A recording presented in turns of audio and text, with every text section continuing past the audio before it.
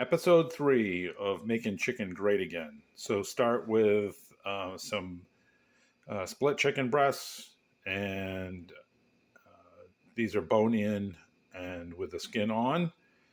And you'll want to take a knife and cut along the ribs. And I like a ceramic knife because they're nice and sharp.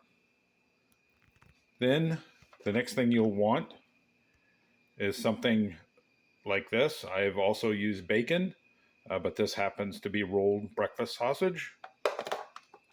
And then you would season to your taste profile. I'm not overly sophisticated. I just used some Morton's iodized salt. Definitely want to use salt, and you want to um, have this more. When I sprinkled it out, there were some clumps because it's humid summer, um, and definitely want to have salt. And next is the pepper. And the sausage, oops, the sausage is spiced, so you shouldn't really need to add a lot to the inside here. But however you like to, and this pepper is just about gone, so I'll have to go get another one to finish that up. And then some sage.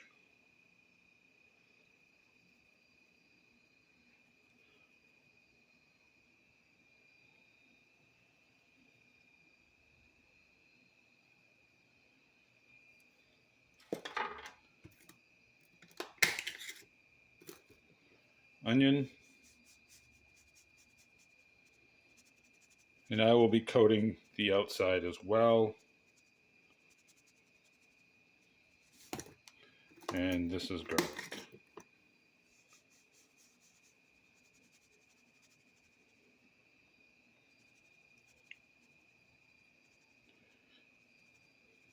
Some people will tell you uh, not to overly spice food. That way you won't eat quite as much. Um, I eat once a day, so I don't really worry about how much I eat.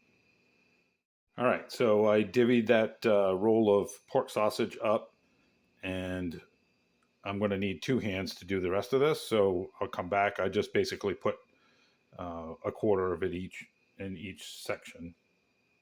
So I'm going to show you in a progressive manner how this would work. Um, so those are with just the sausage on there.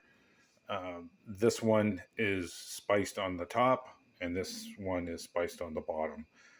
I did add a little bit of Italian seasoning, so that's going to be a mix of probably oregano, parsley, and basil.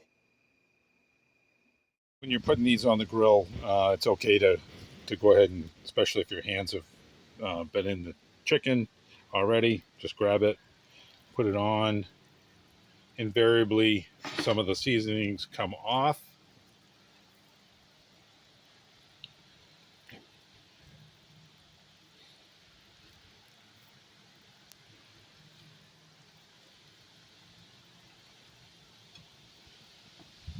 And one more. So there. When I came out, the grill was between 350 and 400, which is a little too warm for me. Um, so I will definitely keep the air holes closed, and I'll come back and show you uh, the other things I add for more flavor. And my final thing to prepare this for cooking is to use some apple briquettes. So I cut those up. Those are pruned from my trees this spring, and since I was gone, the temperature by having this closed up tight and adding those briquettes or some extra briquettes has dropped it down to 250. And I also flipped up the little grates. The charcoal itself will smoke really well. But then you just take one of these, and I got to be careful not to burn myself over in here, and put that on there, and that will just slowly heat that apple wood up, and it'll burn it down nice and slow. And you want to keep, I think I said, the temperature around 300, and cook the chicken to at least 160 degrees internal temperature, especially with that pork that's in there. So you can see how the vent is open and the temperature is kind of perfect. So I'm going to take the cover completely off, and that apple is um, smoldering nicely. I would not say burning, it's just smoldering. I think it's time to add a couple more briquettes on each side just to keep the the fire going. And I forgot to put the grates back, but and you can see how well that's browning up nicely. Well, I'm hoping that this is done, and I left it with a couple more briquettes after I stopped the video the last time. So it's still at 250, certainly warm enough to keep it above an internal temperature is 160, 170. So let's uncover it and put the thermometer in. Well, I gotta say, these are looking delicious. Let's pick this first one here.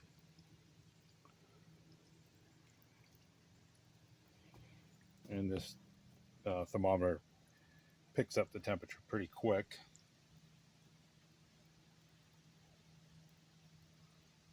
And so that one's just over 150.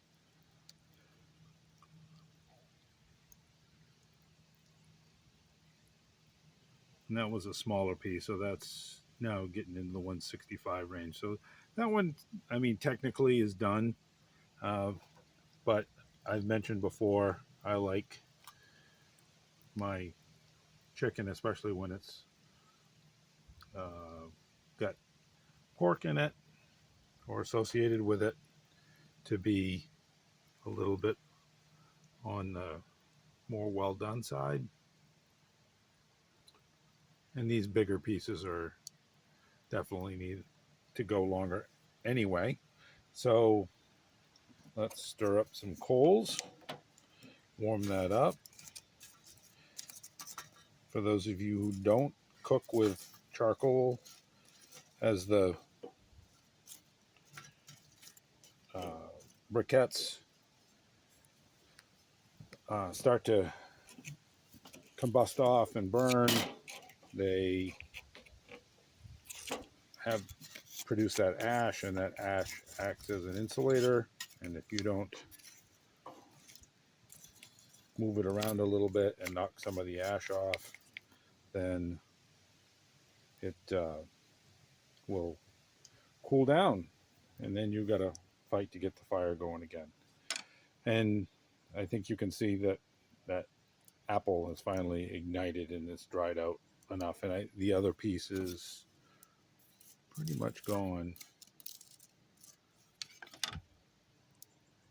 So that's a testament to how green that was.